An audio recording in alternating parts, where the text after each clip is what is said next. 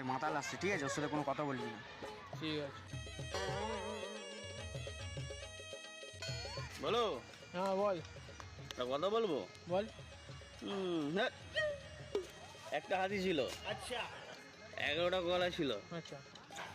হাতিটা 10টা গলা খেয়েছে, একটা গলা কেন খায়নি? ওর ইচ্ছা হয়নি তাই খাইনি। হুম, একটা গলা প্লাস্টিকের ছিল।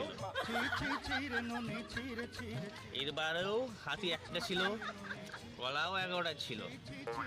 হাতি 11টা গলা কেন খায়নি বল? কলাগুলো প্লাস্টিকের ছিল তাই খাইনি। না না, এবার হাতি প্লাস্টিকের ছিল।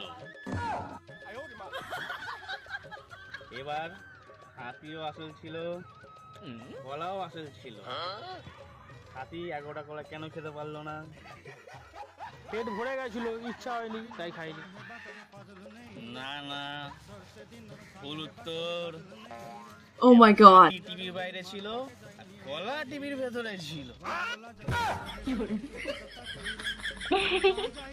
আচ্ছা ফের বলছি, এবারও হাতি অরিজিনাল ছিল, গলাও অরিজিনাল ছিল, দুজনই টিভির মধ্যে ছিল।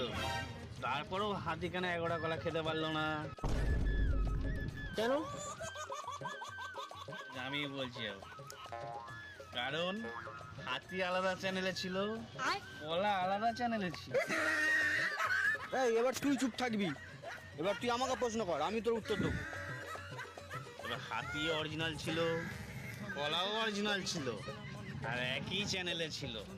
তাও হাতিটা 11টা গলা খেতে পারলো না, বল কেন?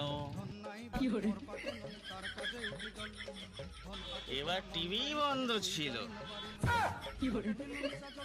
তোকে বলেছিলাম বারবার যে ওই মাতালের সাথে কথা বলবি না। তাহলে মাতালের সাথে কথা বলবি, তুইও মাতাল ও মাতাল।